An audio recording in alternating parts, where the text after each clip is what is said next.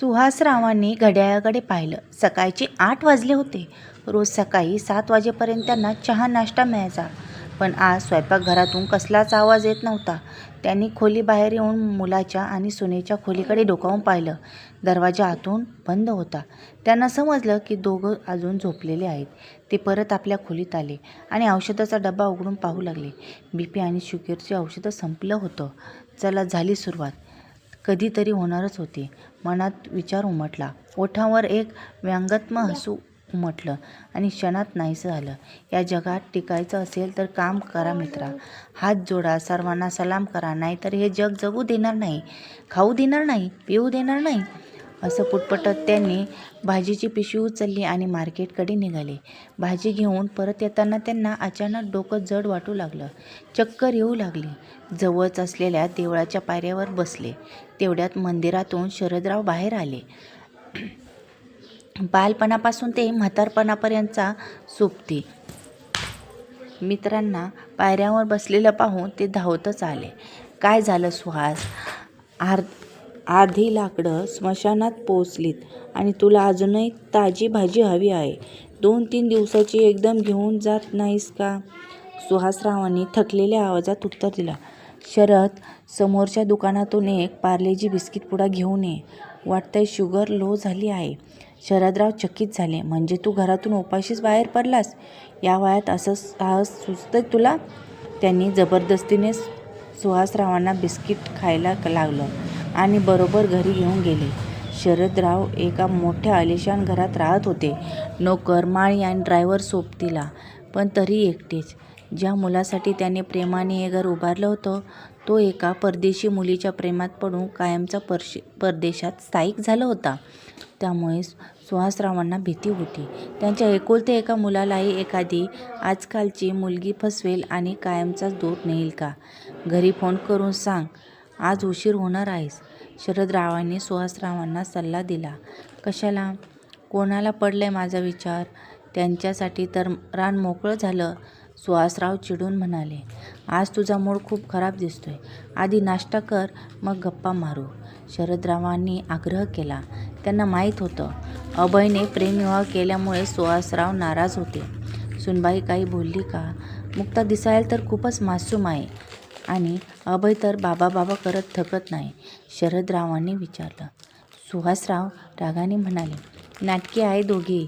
तसंच तूही केव्हापासून वाट पाहत होतास की कधी सून तिचा खरा चेहरा दाखवेल आणि मुलगा आपला रंग बदलत जाईल. तरी देवाने आभार मान.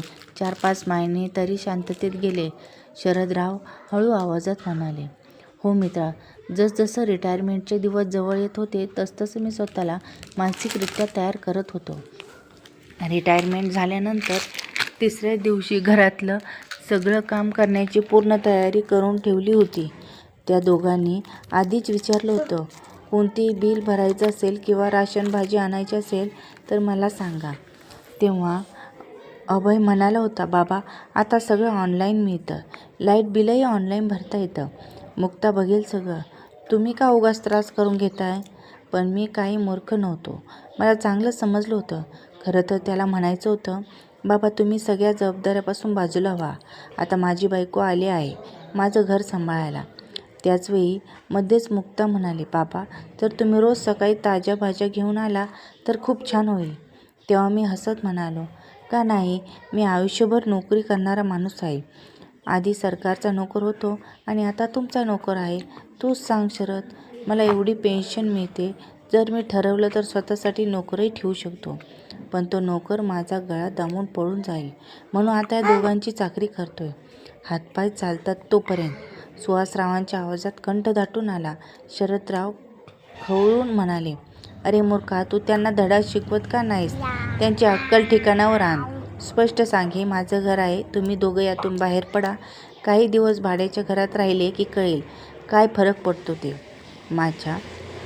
तुझ्या मुलाची तर प्रायव्हेट नोकरी आहे ना? सुहासराव हताश हसले. शरद, मी त्यांना असं कसं सांगू? दोघेही गोड बोलतात. बाबा तुम्हाला काही हवं आहे का? बाबा तब्येत कशी आहे? बाबा आज जरा टेन्शनमध्ये दिसताय. बाबा आज जेवायला काय करू? बाबा कुठेतरी फिरायला जाऊया, असं दाखवत राहतात. जणू माझ्या आवडीनिवडी त्यांच्यासाठी खूप महत्त्वाच्या आहेत. पण प्रत्यक्षात स्वतः बाहेर जाऊन चटरपटर खाऊन येतात आणि माझ्यासाठी शिळी भाकरी आणि भाजी ठेवतात. आणि जर मी बाहेर काही खाल्लं तर माझ्या तब्येतीवर मोठं लेक्चर ऐकावं लागतं. माझ्यावर सतत नजर ठेवली जाते. जर माझी एवढी काळजी आहे तर सकाळी भाजी, संध्याकाळी दूध आणण्याचं, झाडांना पाणी घालण्याचं सगळं माझ्या अंगावर का टाकलं? आणि जर माझ्याकडून काम करून घ्यायचं आहे तर सरळ हुकूम सोडावा. हे रिक्वेस्ट करणं नाटक कशाला? एवढं बोलून सुहासराव सोफ्यावर बसले. जणू काही आता त्यांच्या आणखी बोलण्याची ताकदच उरली नव्हती. शरदरावांनी डोळे रोखून पाहिलं. बस, खूप झालं. माझ्या जंगलातल्या वाघाला पिंजऱ्यातल्या वाघासारखं करून ठेवलं या लोकांनी, तेही नखं काढून आणि पिंजऱ्याशिवाय.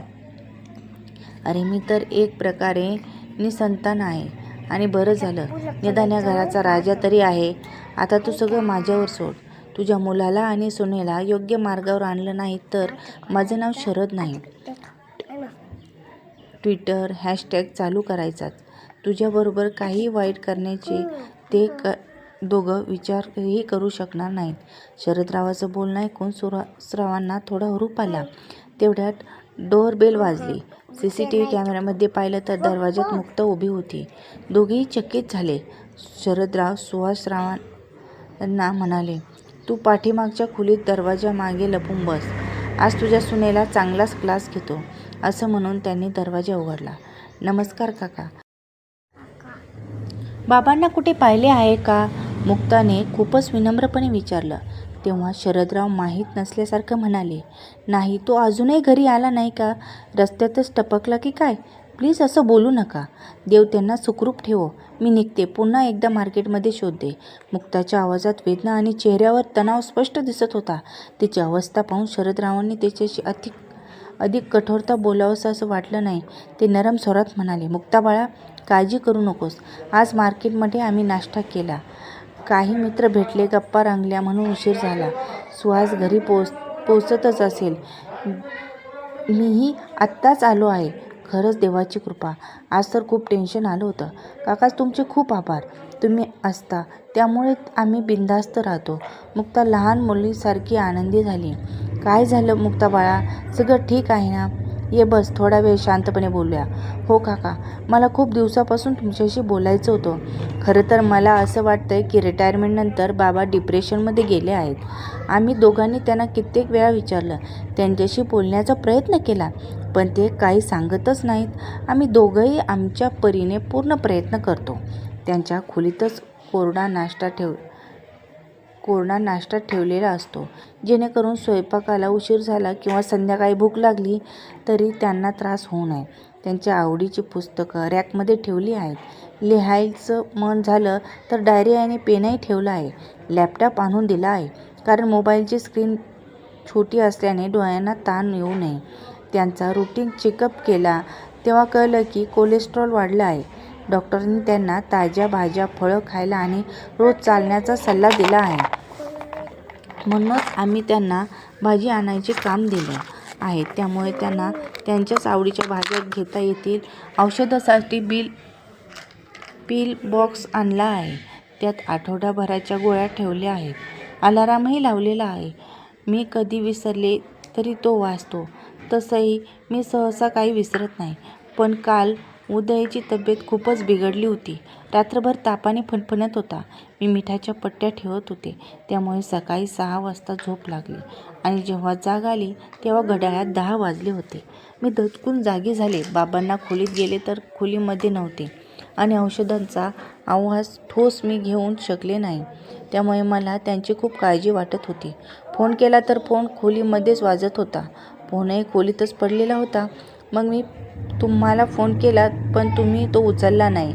मग मी पटकन धावतच मार्केटमध्ये गेले. मार्केटमध्ये पण बाबा कुठे दिसले नाही. त्यामुळे मला खूपच टेन्शन आलं होतं. मुक्ता बोलत होती आणि दरम्यान शरदराव निरखून सगळं काही ऐकत होते आणि त्यांना समजतही होतं.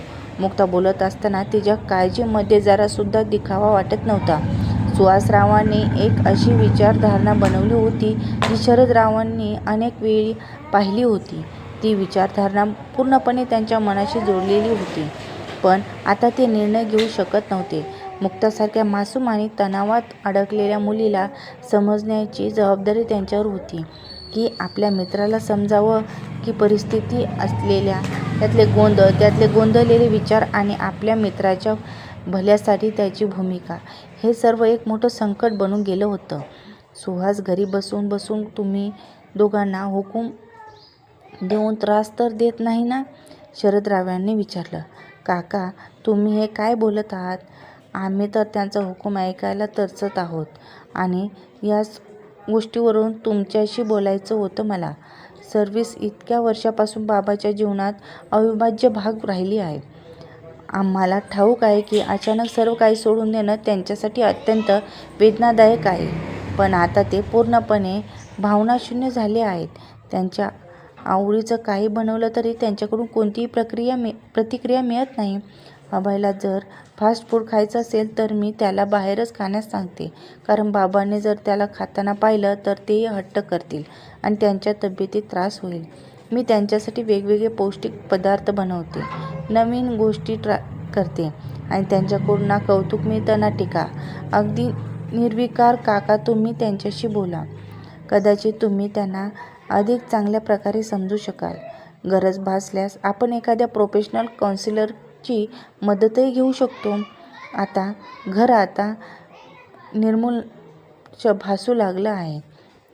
बाबांचे आदेश, ना झिंकारणे, ना प्रेम, ना आपुलकी. काहीही बोलले तरी मुक्ताचं बोलणं ऐकून सुहासरावांच्या गालावर शांततेचे 2 अश्रू वाहू लागले. अगं, शरद असताना त्याला कोणाच्याही मदतीची गरज नाही. कदाचित हल्लीच्या वर्तमानपत्रातील बातम्या, टीव्हीवरील न्यूज आणि सासवा-सुना भांडणाऱ्या मालिकांचा परिणाम असावा. त्यामुळे आमच्यासारख्या वृद्धांना मुलाबद्दल कायम संशय वाटत राहतो. शरदरावांच्या मोठ्या भाषणावर मुक्ताच्या चेहऱ्यावर हसू उमटलं. थांब, अजून बोलणं पूर्ण झालेलं नाही. शरदराव हसतच म्हणाले. मी तुझं काम करायला फी घेणार, पण एक अट आहे. प्रत्येक रविवारी तुझ्या हातचं चवदार जेवण हवं. हो काका, पूर्ण मान्य. मुक्ता हसतच तिच्या घरी निघाली. मुक्ता निघून गेल्यावर शरदराव संतापून सुहासरावांकडे वळले. तुला असं वाटत नाही का की आता वेळ आलाय स्वतःला बदलण्याची? आपण वृद्ध झालो म्हणून आपल्या स्वतःच्या मुलांवर विश्वास ठेवायचा नाही. रिटायरमेंटनंतर आलेली हीन भावना वाढतच बसायचं. स्वतःला सतत बळीच्या भूमिकेत सादर करायचं आणि मुलावर भावनिक अत्याचार करत राहायचं. हे सगळं थांबवायला नको का? त्यांच्या आवाजात केवळ राग नव्हता, तर असहायता, थकवा आणि जुन्या पद्धतीविषयीचा तिटकाराही स्पष्ट जाणवत होता. तुम्ही मुलावर प्रेम करता हे खरं आहे, पण प्रेमाच्या नावाखाली अपराधी भावनांचा भार टाकणं योग्य आहे का? त्यांना जबाबदारीची जाणीव असायलाच हवी, पण ती जबरदस्तीने लादली जावी का? एकदा का संबंधामध्ये विश्वास तुटला की तो पुन्हा जोडणं कठीण असतं. तुमच्या या वागण्यामुळे नात्यात अंतर वाढत नाही का? शरदरावांनी एका सुस्कार टाकला आणि पुढं म्हणाले. कधी कधी प्रेम त्याग मागतं, पण तो त्याग दुसऱ्याला गुदमरावा नसावा. आपल्या मुलांना आपल्याला समजून घ्यावं हे तितकं योग्य आहे, तितकंच आपणही त्यांना समजून घेतलं पाहिजे. नाती टिकवायची असतील तर जुन्या विचारांचा त्याग करावा लागतो. अरे मित्रा, लोक म्हणतात 90% प्रेम अपयशी ठरतात, पण 90% प्रेमाला कधीच विवाहात बदलू दिले जात नाही. आणि मग हे जग लगेच चर्चा राहायला तयार असतं. करा प्रेमविवाह, आता भोगा. प्रत्येक नात्यात संघर्ष असतो. कधी कधी दोघांचं एकमेकांशी पटत नाही, आणि जर एकमेकांशी खरोखरच पटत नसेल तर मग दुसऱ्या कोणाशी पटत नाही. या नवीन पिढीला आता त्या जुन्या चौकटीचा फरक पडत नाही, हे मात्र मान्य करायला हवं. आपण कायमचा प्रश्न विचारतो, आजच्या मुली चांगल्या सुना होऊ शकतील का? पण मुक्ताने माझं मतच बदलून टाकलं. खरं सांगायचं तर आपणच इतके पूर्वग्रह बाळगले आहेत की मुलींनी सासरकडच्या लोकांविषयी आणि सासरकडच्या लोकांनी आपल्या सुनेविषयी पण नाती टिकवायची असतील तर समजून घ्यावं लागेल. समंजसपणा दोन्हीकडून आला तरच सासरला खरी गोडी येते. शरदराव बोलतच राहिले, पण सुहासराव काहीही बोलू शकले नाही. सगळ्या गोष्टी जशाच्या तशा त्यांच्या डोक्यात घोळत होत्या. वर्तमान काळाची कठोर जाणीव आणि जुन्या समजुती तडका असलेल्या विचारांच्या भोवऱ्यात सगळं फिरत होतं. दोघं घरी पोहोचले. मुक्ता अस्वस्थ होऊन घरच्या वरांड्यात झऱ्या घालत होती. तिने सुहासरावांना येताना पाहिलं आणि एक दीर्घ श्वास सोडला. तिच्या मनात भीती, कुतूहल आणि थोडासा अपराधीपणाही होता. मुक्ता बाळा, अभयची तब्येत कशी आहे आता? सुहासरावांनी घरात शिरताच विचारलं. हो बाबा, आता तो बरा आहे. त्याला झोपही लागली आहे. मुक्ताने शांत आवाजात उत्तर दिलं. क्षणभर शांतता पसरली आणि मग सुहासरावांनी अचानक विषय बदलला आणि हसत विचारलं. काल तू बनवलेले समोसे खूप छान झाले होते. अजून मसाला असेल तर 2 नाही 3 तळून दे. आणि प्लीज आज तेलकट पदार्थावर काही भाषण नको देऊ. एवढ्या दिवसानंतर बाबांकडून अशी फर्माईश ऐकली होती. मुक्ताच्या डोळ्यात चमक आली. सुहासरावांचा हा अनपेक्षित बदल तिच्या मनात स्पर्शून गेला. शरदराव आणि सुहासराव एकमेकांकडे पाहून हसले. तेवढ्यात मुक्ताने स्वयंपाकघराकडे वळत स्वतःशीच पुटपुटली. काही न बोलताही कधी कधी खूप काही बदललं. थँक्यू.